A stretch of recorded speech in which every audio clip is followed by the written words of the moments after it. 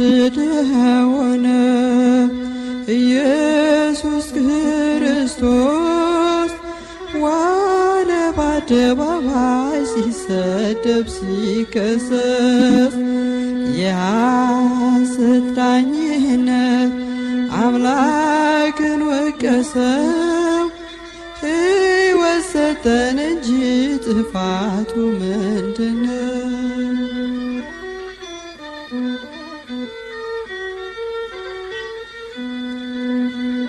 ከቃሉ እብለትን ባያገኙበትም ዝምታውን አይተው አላዘኑለትም።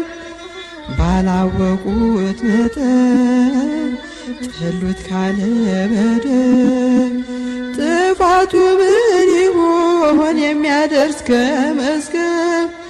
ጥፋቱ ምን ይሆን የሚያደርስ ከመስቀል?